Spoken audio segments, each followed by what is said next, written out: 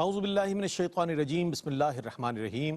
ناظرین محترم السلام علیکم ورحمۃ اللہ وبرکاتہ۔ میں ہوں آپ کا میزبان محمد رئیس احمد اور خطبات غوث العظم رحمۃ اللہ تعالی علیہ کے عنوان کے ساتھ یہ پروگرام پیش کیا جا رہا ہے۔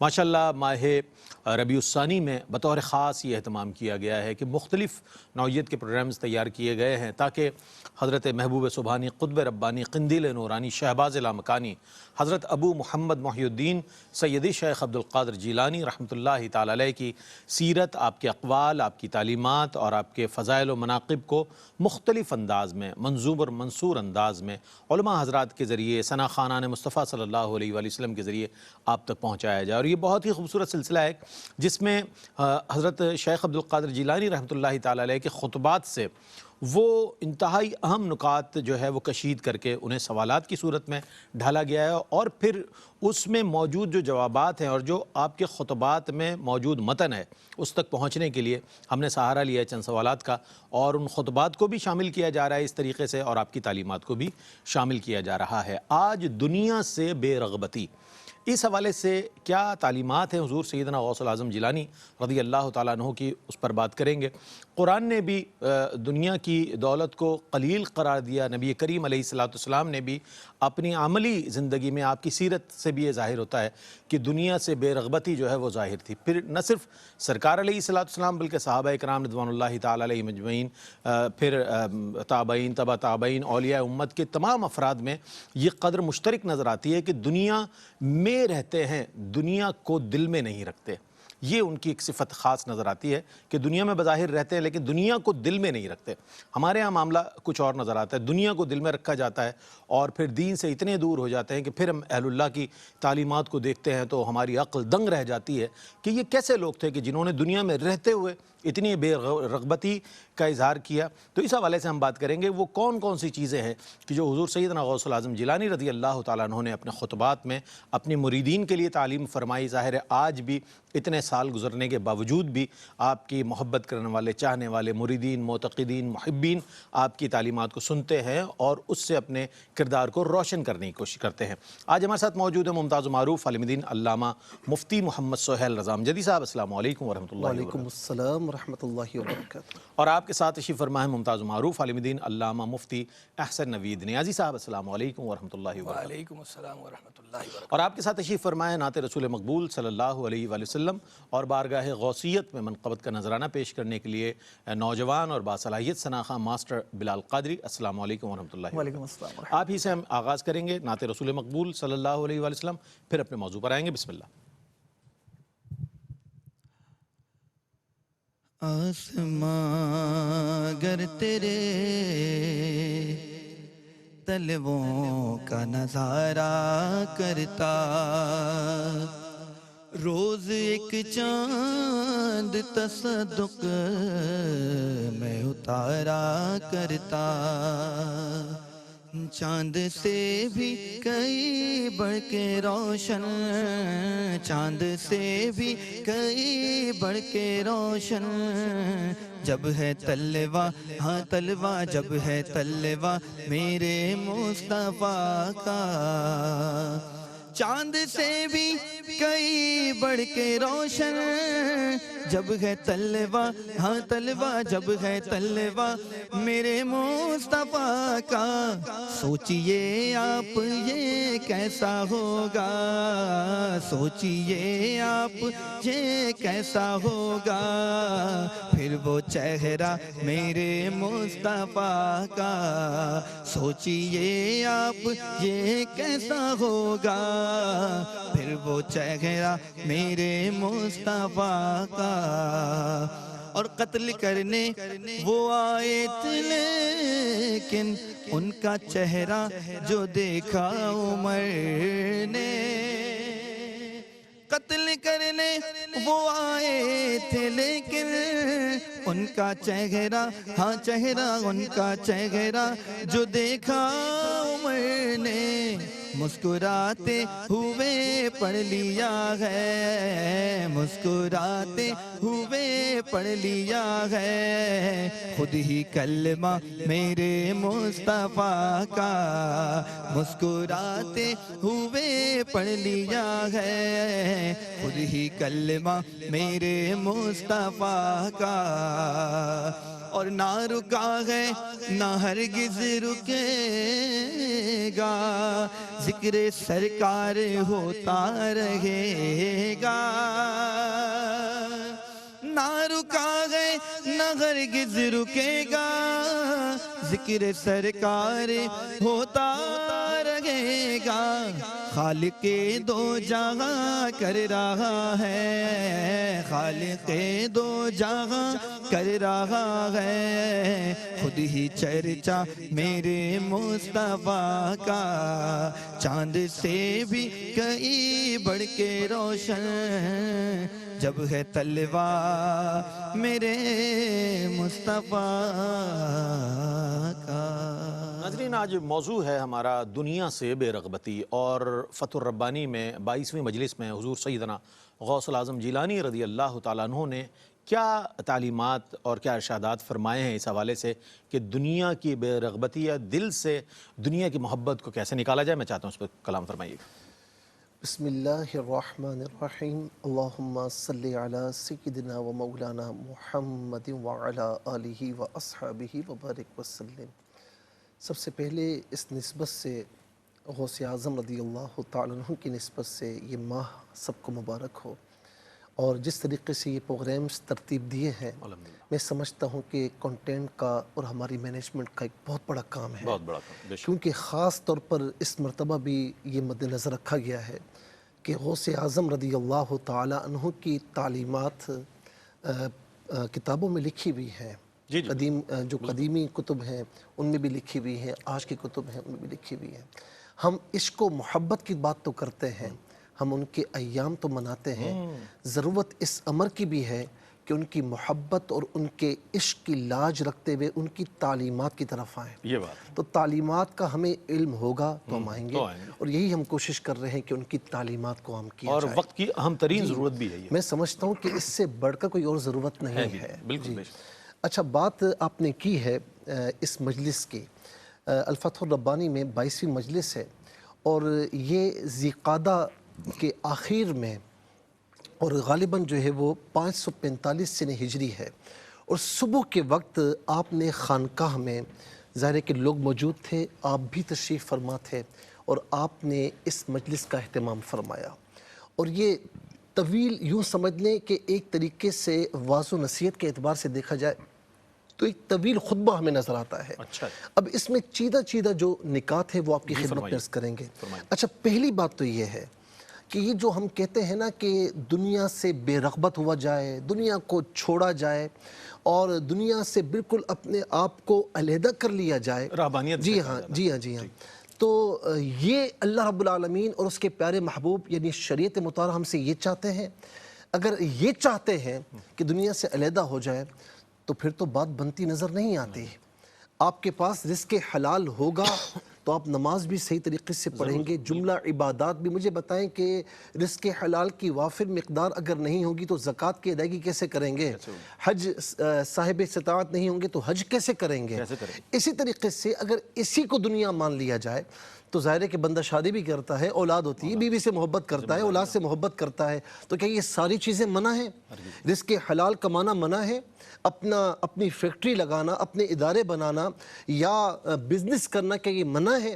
تو ایسا نہیں ہے، کیونکہ یہ ساری چیزیں اللہ رب العالمین نے تخلیق فرمائی ہیں، اور اللہ تبارک و تعالی ہمارے وجود کے متعلق فرماتا ہے کہ وَفِي أَنفُسِكُمْ أَفَلَا تُبْصِرُونَ، اپنے آپ کو بھی دیکھ کر عبرت حاصل کرو، سوچو کہ تمہیں اللہ رب العالمین نے کیسا بنایا ہے۔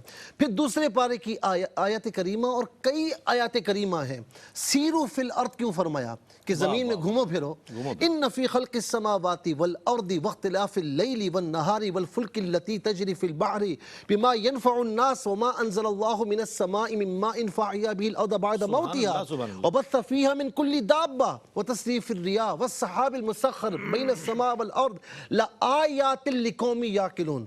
اللہ تبارک و تعالیٰ نے زمین و آسمان، کشتیوں کا، پانیوں کا، تخلیق کا ذکر فرمایا، اور پھر اس کے آخر میں کیا فرمایا؟ آیات لقوم یعقلون. یہ نشانیاں ہیں، اسے دیکھ کر تم عقل حاصل کرو. اچھا، یہ تمام نشانیاں گاہے بگاہے رب تعالیٰ نے بیان فرما کر یہ بھی فرمایا افلا تتفکرون افلا تذکرون افلا تعقلون افلا تبصرون. کیوں؟ اس لیے کہ ان کو دیکھو، زمین میں پھرو، ہماری تخلیق کو دیکھو، اور ہماری اور جو ہم نے تخلیق کی ہے اسے دیکھ کر دنیا میں منہمک نہ ہونا، اسے دائمی نہ سمجھنا. یہ جس نے بنائے ہیں نا اس کی طرف آ جاؤ. تو ہاں، فی نفسی دنیا کو اگر ہم دیکھتے ہیں، یہ تمام چیزیں فی نفسی دنیا نہیں ہیں، لیکن جب ہم اس میں پڑ جاتے ہیں اور جب ہم اس میں منہمک ہو کر، مشغول ہو کر اللہ تبارک و تعالیٰ کو بھول جاتے ہیں تو یہ دنیا ہے. زُيِّنَ لِلنَّاسِ حُبُّ الشَّهَوَاتِ مِنَ النِّسَاءِ وَالْبَنِينَ وَالْقَنَاطِيرِ الْمُقَنطَرَةِ مِنَ الذَّهَبِ وَالْفِضَّةِ وَالْخَيْلِ الْمُسَوَّمَةِ وَالْأَنْعَامِ وَالْحَرْثِ ذَلِكَ مَتَاعُ الدُّنْيَا. یہ دنیا کا سامان ہے کہ بندہ ان کی محبتوں میں آ کر اللہ تبارک و تعالیٰ کو بھول جائے. اور میں آپ سے کہوں کہ کوئی اگر نماز پڑھتا ہے، اللہ کا ذکر کرتا ہے، اسی مجلس میں یہ کلمات موجود ہیں، اور میں کلمات پڑھ کے سناتا ہوں آپ کو. فرماتے ہیں غوث اعظم رضی اللہ تعالیٰ عنہ کہ کل ما یشغلک عن اللہ عز وجل فہو علیک مشؤوم. پھر فرماتے ہیں کہ وَإِن شَغُلَكَ ذِكْرُهُ عَنْهُ، کہ جو چیز تجھے اللہ تبارک و تعالیٰ سے غافل کر دینا. مولانا روم علیہ رحمہ نے بھی یہی فرمایا کہ چیز دنیا. کسی نے پوچھا کہ دنیا کیا ہے؟ فرماتے ہیں کہ از خدا غافل بدن، خدا سے غافل ہو جانے کا نام دنیا ہے.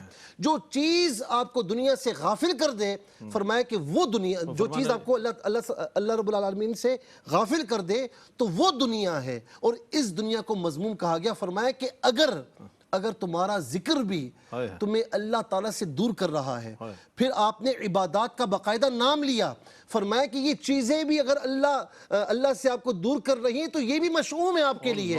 ہاں، تو ہونا کیا چاہیے کہ بندہ اپنے بزنس میں ہو، تجارت میں ہو، اپنی ملازمت میں ہو، گھر سے باہر ہو، گھر کے اندر ہو، مسجد میں ہو، مسجد سے باہر ہو. رجال لا تلہیہم تجارۃ ولا بیع عن ذکر اللہ. مرد وہ ہے، مرد مومن وہ ہے کہ جسے کوئی چیز اللہ کے ذکر سے غافل نہ کر سکے. سبحان اللہ. مفتی صاحب نے بہت خوبصورت بات فرمائی کہ دنیا میں ضرور رہیں لیکن اللہ کے ذکر سے غافل نہ رہیں، یاد الہی سے غافل نہ رہیں. کہ وہ کہنے والوں نے یہ بھی کہا نا، ایک دم غافل سو دم کافر.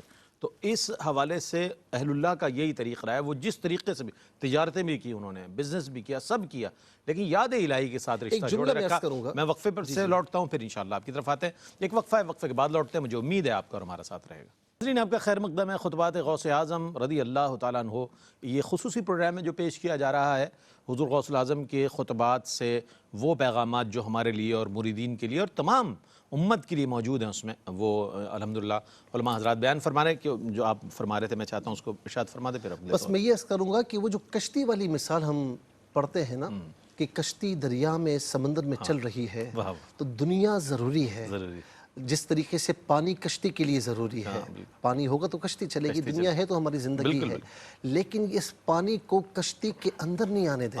بس اتنا یاد رکھیں. اور اخیر میں ایک بات ضرور عرض کروں گا کہ غوث اعظم رضی اللہ تعالیٰ عنہ خود فرماتے ہیں کہ دنیا کی محبت سے نکلنے کا ایک راستہ یہ ہے کہ اسلام پھر ایمان کے درجے پر فائز ہوں، ایمان کے ساتھ ایقان کی طرف چلے جائیں، دل کو پاکیزہ کر لیں، تو دل کبھی بھی تمہارا دنیا کی طرف رغبت نہیں کرے گا بلکہ اللہ کی طرف رہے گا. اور تم دنیا کو عارضی سمجھو گے اور اس جہاں کو دائمی سمجھو گے. کیا کہنے.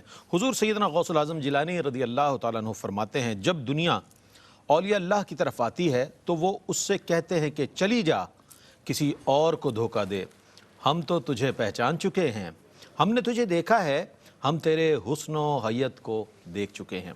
اچھا، یہ فرمائے گا مفتی صاحب کہ یقیناً اللہ والوں کا تو یہی طریقہ رہا ہے، جیسے کہ بات بھی آئی کہ وہ دنیا کی حقیقت کو پہچانتے ہیں اور اس سے بے رغبتی برتتے ہیں اپنے تمام فرائض اور تمام چیزوں کو سامنے رکھتے ہوئے. کیا فرمائیے؟ میں چاہتا ہوں اس حوالے سے کچھ روشنی ڈالیے. حضور غوث العظم اس حوالے سے کیا ارشاد فرما رہے ہیں اپنے اس خطبے میں؟ بسم اللہ الرحمن الرحیم. صلی اللہ علیہ حبیبی سیدنا و مولانا محمد وعلی آلہ وصحبہ وبارک وسلم. دنیا کی حقیقت کے حوالے سے ایک جملہ بہت ہی زیادہ مشہور ہے، الدنیا جیفا و طلابها کلابها، کہ دنیا مردار ہے اور اس کے طلبگار کتے ہیں.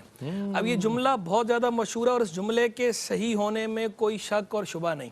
ہاں، اسے بطور حدیث کئی جگہوں پر بیان کر دیا جاتا ہے، تو اس کے بطور حدیث ہونے میں، ذکر کرنے میں تو کلام ہے. کئی محدثین نے باقاعدہ اس کی تصریح فرمائی ہے کہ ان الفاظ کے ساتھ یہ روایت موضوع ہے. حضور جان عالم صلی اللہ تعالی علیہ وآلہ وسلم سے ان الفاظ کے ساتھ روایت ثابت نہیں ہے، لیکن یہ جو اس کا معنی ہے، اس کا معنی دیگر نصوص سے بالکل صحیح ثابت ہے.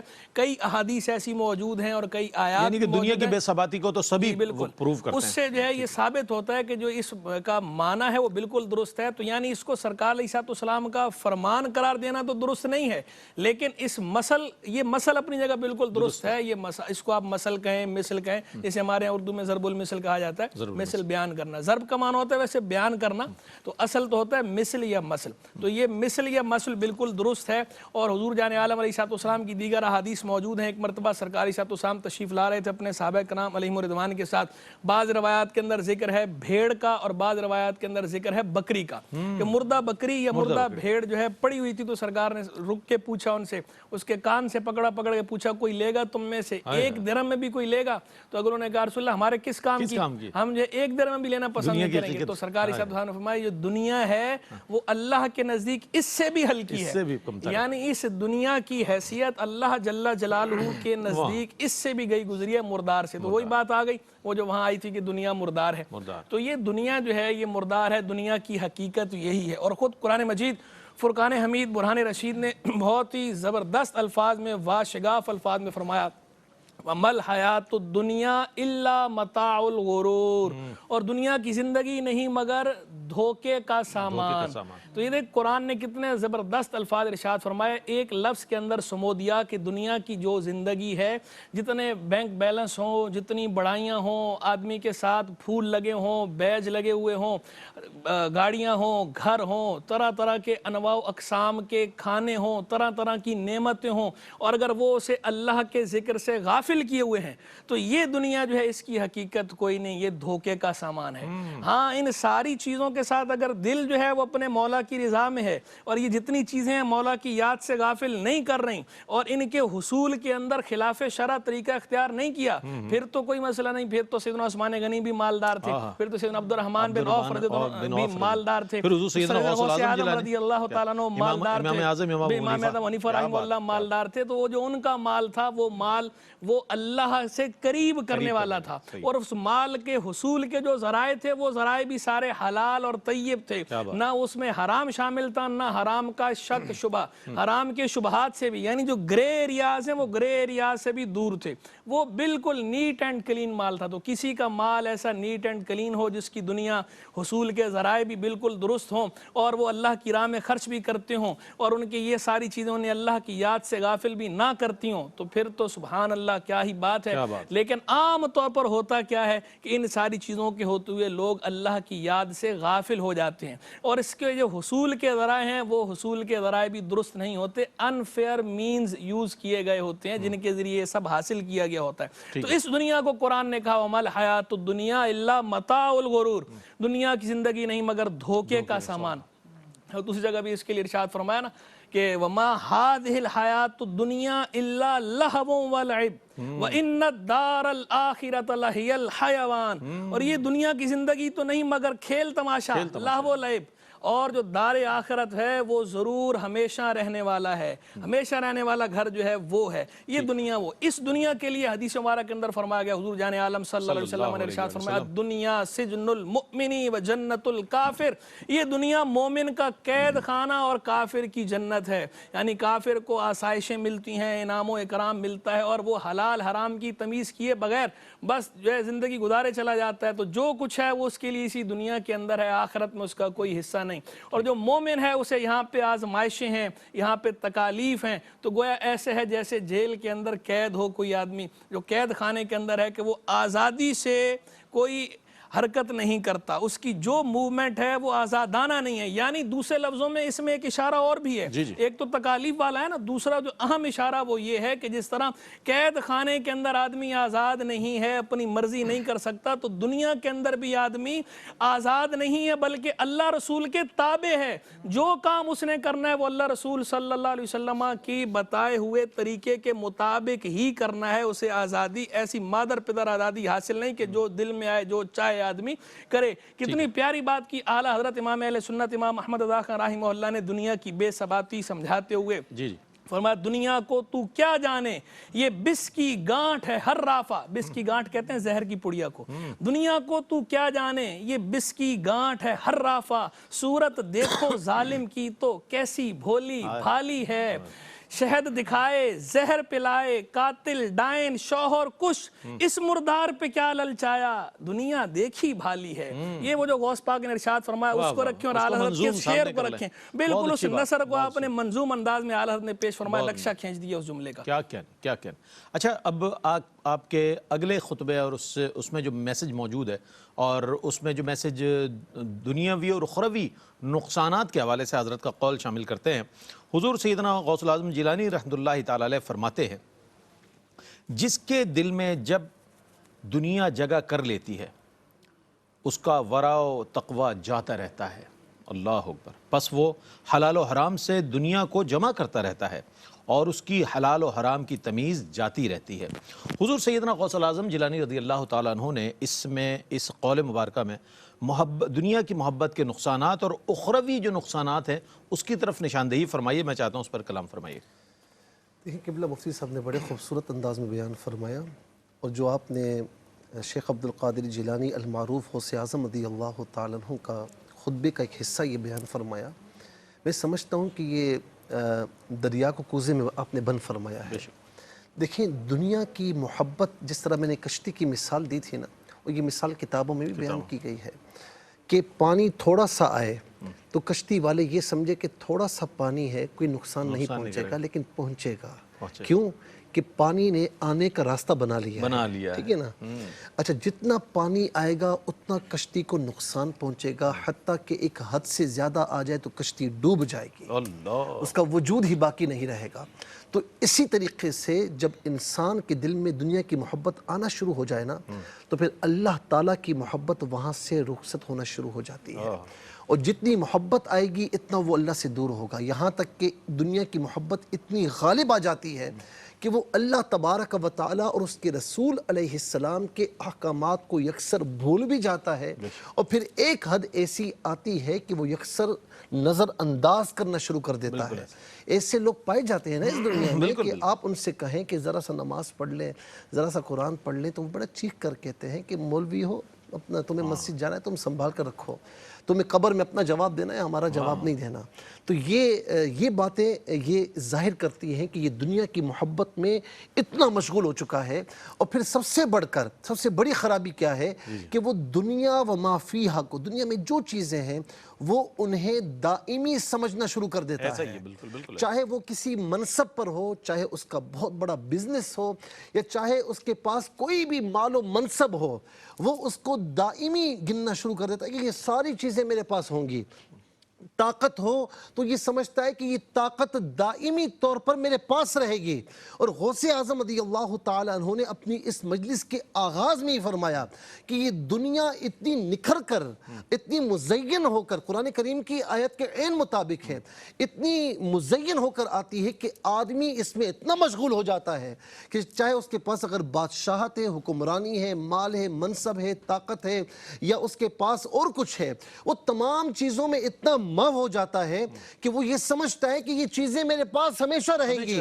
لیکن اچانک فرمائے کہ وَتَقَلُّبَكَ, جب یہ پلٹتی ہے تو یہ صرف پلٹتی نہیں ہے, یہ اس طرح نظر انداز کرتی ہے, اس طرح پلٹتی ہے کہ بادشاہ سے فقیر بنا دیتی ہے, اور پھر کسی کے پاس بڑا مال ہو اسے غریب بنا دیتی ہے, وہ کہیں کا نہیں رہتا. پھر کہا کہ دنیا اور شیطان مل کر ہنس رہے ہوتے ہیں اور کہتے ہیں کہ کیسا دھوکے میں ڈالا, یہ ہم سے بھی دور دور ہو گیا اور اللہ رب العالمین سے بھی دور ہو گیا. اسی لیے غوث اعظم رضی اللہ تعالی عنہ نے طالب دنیا کے لیے فرمایا کہ ویحکا، تجھے برا ہو، برائی ہو تیری. کیوں؟ تأمر الناس، تو لوگوں کو حکم دیتا ہے بالصدق، سچ کا، وانت تکذب، اور تو جھوٹ بولتا ہے. پھر فرمایا کہ تأمرہم بالتوحید وانت مشرک، کہ تو توحید کی دعوتیں دیتا ہے لیکن تو خود شرک میں مبتلا ہے. میرے خیال میں اچھا مفتی صاحب اگر آپ اجازت دیں تو ایک وقفہ لے لیتے ہیں، وقفے کے بعد انشاءاللہ مفتی صاحب اپنے جواب کو مکمل فرمائیں گے، ہمارے ساتھ رہیے گا. ناظرین آپ کا خیر مقدم ہے. آج خطبات غوث اعظم میں موضوع ہے دنیا سے بے رغبتی.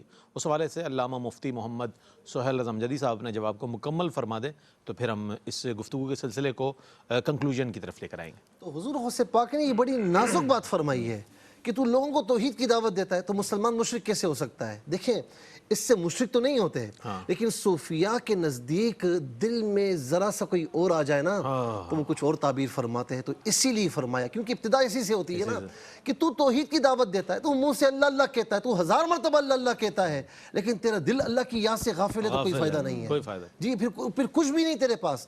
تو ورا تقوی یعنی تقوی، اللہ سے ڈرنا، اللہ سے ڈر یعنی اللہ کا ڈر اس کے دل سے بھی نکل جاتا ہے طالب دنیا سے، اور پھر اس کے علاوہ اسے اللہ تبارک و تعالیٰ کی نہ یاد رہتی ہے، نہ اس کا خوف رہتا ہے، اور نہ ہی قیامت کے روز اللہ تعالیٰ کے حضور کھڑے ہونے کا ڈر اسے ہوگا کہ فَمَن يَعْمَلْ مِثْقَالَ ذَرَّةٍ خَيْرٍ يَرَى وَمَن يَعْمَلْ مِثْقَالَ ذَرَّةٍ شَرًّا يَرَى. تو یہ جو دنیا کی محبت ہے نا، مال و دنیا کی محبت، یہ ہر فساد کی جڑ ہے، یہ ہر فساد کی جڑ ہے. اگر اس کو ختم کیا جائے تو پھر اللہ تبارک و تعالیٰ کے ساتھ بندہ جڑ جاتا ہے. میں آخر میں ایک بات کہوں گا کہ قبلہ مفتی صاحب نے جو مثال دی وہ، اور یہ غوث پاک سے بھی منسوب ہے یہ قول کہ دنیا جیفہ، دنیا مردار ہے اور اس کو طلب کرنے والا طلابها کلاب، کہ اس کو طلب کرنے والا کتا ہے. اچھا یہاں پر جو کتابوں کے مصنفین نے بڑی باتیں ارشاد فرمائی، کہا کہ کوا بھی تو مردار کھاتا ہے. دنیا کے طالب کو کتا کیوں کہا؟ کہا اس لیے کہ کوا مردار کھاتا ہے لیکن دن میں کھاتا ہے، رات میں نہیں کھاتا، اور کتا دن رات لگا رہتا ہے. دوسری بات یہ ہے کہ کوا جو ہے وہ گوشت کھاتا ہے، ہڈی نہیں کھاتا، لیکن جو کتا ہے نا وہ ہر چیز ہڑپ کرنے کی سوچتا ہے. تیسری بات کہا کہ کوا جب کسی مردار کو دیکھتا ہے نا تو کائیں کائیں کرتے ہوئے سب کو بلا لیتا ہے، سب کو شریک کرتا ہے. کتا کسی کو شریک نہیں ہونے دیتا. تو آپ دیکھیں کہ کتا جو کہا دنیا کے طالب کو، تو کتنی بری بات ہے کہ اکیلا ہڑپ کرنے کی کوشش کرتا ہے. یہاں تک کہ آپ نے دیکھا ہوگا کہ بھائیوں کا، بہنوں کا مال بھی ہڑپ کر جاتا ہے، بلکہ ماں باپ کا مال بھی ہڑپ کر جاتا ہے، کسی کو نہیں دیکھتا، فراڈ کرتا ہے. تو اب یہ سمجھ لیں کہ جڑ یہ ہے، بنیاد یہ ہے کہ جب یہ دنیا کی محبت آ جائے، طلب آ جائے، تو پھر بندہ دنیا کی محبت میں اندھا ہو کر ہر کسی کے حق کو مارنے کی کوشش کرتا ہے. بہت اچھی بات، اور اس میں بہت سارے پیغامات تھے آپ کے اور ہمارے لیے، ہم سب کے لیے، تمام دیکھنے والوں کے لیے، کہ اگر دنیا کی محبت دل میں جگہ کر لے تو پھر رشتوں کی اہمیت بھی باقی نہیں رہتی، ان کا احترام بھی باقی نہیں رہتا، اور پھر انسان اپنی دنیا تو خراب کر ہی لیتا ہے، اخروی نقصانات بھی کر لیتا ہے. اچھا ایک اور آپ کا کوٹیشن شامل کرتے ہیں. حضور سیدنا غوث الاعظم جیلانی رضی اللہ تعالیٰ عنہ فرماتے ہیں عاقل بن اور تھوڑی سی دنیا پر قناعت کر تاکہ تجھے آخرت کا کثیر حصہ ملے. اب ہمارے ہاں تو یہ حل میم مزید والا معاملہ ہے کہ بس اور آ جائے، اور کتنا ہے، اور میں کوئی ان کے پاس ان کی فگرز ختم ہو جاتا ہے، لیکن اور مزید. تو اس حوالے سے آپ فرما رہے ہیں کہ تھوڑے پہ قناعت کر، دنیا کے تھوڑے سے حصے پر قناعت کر تاکہ آخرت میں کثیر حصہ ملے. اس حوالے سے اخروی جو فوائد ہے دنیا کی بے رغبتی سے، میں چاہتا ہوں اس پر کچھ حضور غوث الاعظم نے جو فرمایا اس کی روشنی میں کچھ ارشاد فرمائیے. جی دیکھیں جو ہے وہ ابھی قبلہ مفتی صاحب نے بہت زبردست گفتگو فرمائی جس کے اندر انہوں نے حب دنیا کے نقصانات پہ بڑا تفصیلی کلام فرمایا. تو ایک تو دنیا سے بے رغبتی کا بڑا فائدہ تو یہ ہے کہ یہ جتنے نقصانات ابھی بیان ہوئے دنیا کی محبت کے، ان سارے نقصانات سے بچاؤ کا ذریعہ ہے زہد، دنیا سے بے رغبتی. ایک فائدہ تو یہ ہو گیا تقوی. دوسرا فائدہ جو ہے یہ ہے بہت بڑا فائدہ کہ دیکھیں ہر آدمی چاہتا ہے کہ میں مخلوق کی نظر میں بھی پسندیدہ ہو جاؤں، مخلوق بھی مجھے پسند کرے، اور میں خالق کے ہاں بھی پسندیدہ ہو جاؤں، یعنی اللہ تعالیٰ کے ہاں بھی میں پسندیدہ بندہ بن جاؤں اور مخلوق کے ہاں بھی میں پسندیدہ بن جاؤں. یہ ہر آدمی کی خواہش ہوتی ہے اور یہ فطری خواہش ہے. اور اس خواہش کے صرف اس خواہش میں کوئی قباحت نہیں ہے جب تک اس کے ساتھ کوئی ناجائز چیز خلاف شرع چیز نہ مل جائے. وہ جو بعض لوگ جو کرتے ہیں نا وہ جو حب جا والی بات ہے، وہ حب جا الگ چیز ہے، اور یہ خالق اور مخلوق دونوں کی نظر میں پسندیدہ ہونا یہ الگ چیز ہے. خود جو مخلوق کی نظر میں پسندیدہ ہونا، خالق کی نظر میں پسندیدہ ہونا، یہ تو مطلوب ہے شرعن، اس میں کوئی حرج نہیں ہے. حب جا منع ہے، اور حب جا یہ ہے کہ آدمی ایسے ذرائع اختیار کرے اور آدمی باوجود اہل نہ ہونے کے باوجود چاہے کہ مجھے اس طرح کا پروٹوکول دیا جائے جو پروٹوکول اہل کو دیا جاتا ہے، اور آدمی ناجائز ذرائع اختیار کرے اس جاہ کو حاصل کرنے کے، یہ چیزیں منع ہیں، یہ حب جا ہے. ورنہ ادروائز اگر کوئی مخلوق کی نظر میں پسندیدہ بننا چاہتا ہے، آگے بڑھنا چاہتا ہے، ترقی کرنا چاہتا ہے، تو اس کی ترقی کو ہم یہ کہہ کے نہیں روک سکتے کہ جناب یہ حب جا کا مریض ہے. اب دیکھیں وہ حضرات جو خود لیڈرز ہیں یا جو خود آگے بڑھتے ہیں، بعض اوقات ہم دیکھتے ہیں کہ مذہبی لوگوں کے اندر ایسے بعض لوگ نظر آتے ہیں، خود وہ سارے ذریعے اختیار کرتے ہیں، لیکن جب کوئی دوسرا کرنے لگتا ہے تو اسے کہتے ہیں حب جا. تو بھائی حب جا آپ کے لیے بھی تھی، اس کے لیے بھی تھی، دونوں کے لیے انسان ہے، آپ بھی انسان ہیں، آپ بھی انسان ہیں، وہ بھی انسان ہے.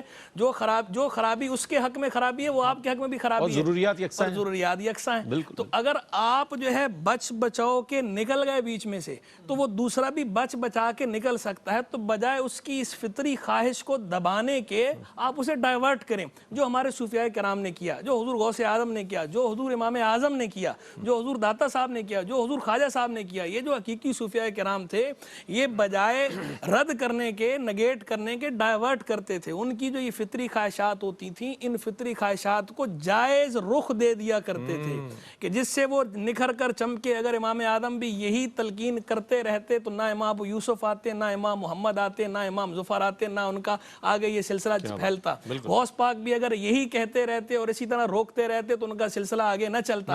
خواجہ صاحب بھی اگر یہی کہتے رہتے تو ان کا سلسلہ آگے نہ چلتا. تو ان کے جو سلسلے اگر آگے چلیں، سال ہو گئے، جی صدیاں گزر گئیں، اور آج ہم بیٹھے ہوئے انہیں خراج عقیدت پیش کرنے پر مجبور ہیں. خراج عقیدت پیش کرنے پر ہر انسان ذی انصاف مجبور ہے، انہیں پیش کرے گا. انہوں نے کام ہی ایسا کیا ہے. تو آپ ان کی سیرت کو اپنے لیے مشعل راہ بنائیں، اور اس کے اندر آپ یہ نہ کریں کہ جناب بلا وجہ کا آپ روکیں. ایک چیز تو یہ ہو گئی. اچھا، لیکن جو ہے یہ دنیا خالق کی نظر میں پسندیدہ ہونا، مخلوق کی نظر میں پسندیدہ ہونا، یہ حاصل کیسے ہوگا؟ خود جو ہے وہ حدیث مبارک کے اندر اس کی تلقین فرما دی گئی، بتا دیا گیا طریقہ. اذھب فی الدنیا یحبک اللہ، دنیا میں بے رغبت اختیار کرو، اللہ تم سے محبت کرے گا. کیا بات. وَاذْهَدْ فِيمَا فِي أَيْدِ النَّاسِ یحبوک اللہ اور یحبوک الناس.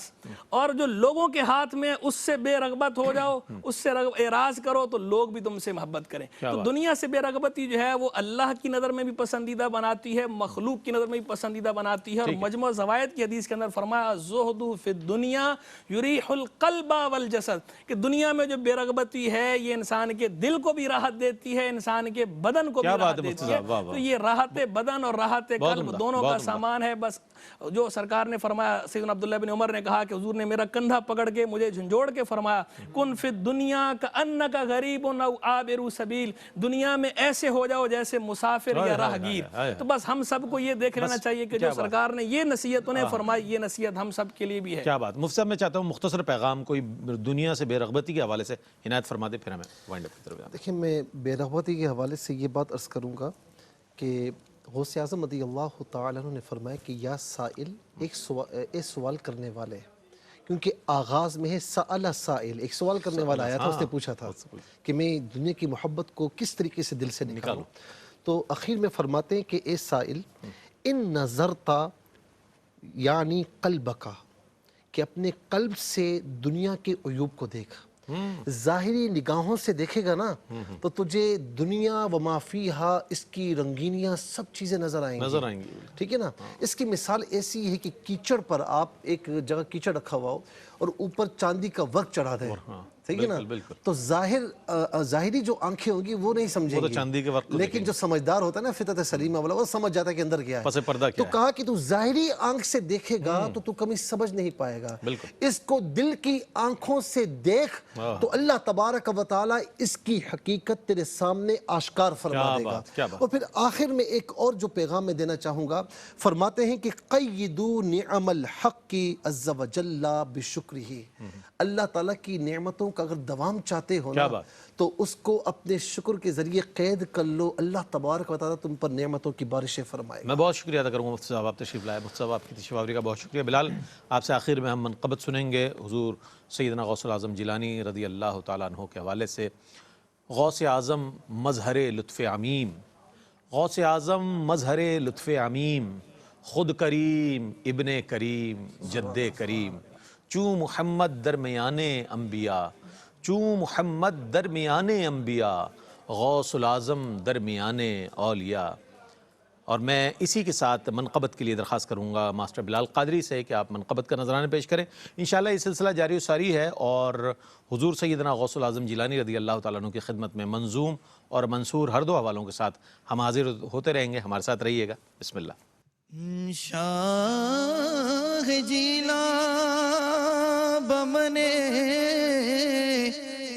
بے سر و سامان مدد قبلہ دی مدد کعبہ امام مدد غوث اعظم کا نام پیارا ہے، غوث اعظم، غوث اعظم کا نام پیارا ہے، میرے جینے کا ایک سہارا ہے، میرے جینے۔ اور جس طرف دیکھیے زمانے میں، جس طرف دیکھیے زمانے میں، جس طرف دیکھیے زمانے میں، غوث اعظم ہی کا نظارہ ہے، غوث اعظم کا نام پیارا ہے، میرے جینے۔ اور نسبت غوث مل گئی جب سے، نسبت غوث مل گئی جب سے،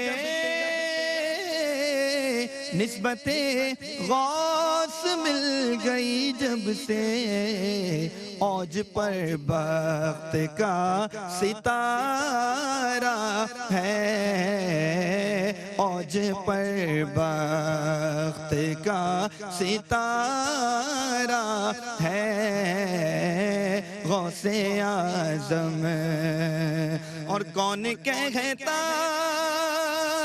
ہے بے سہارا ہوں، کون کہتا ہے بے سہارا ہوں،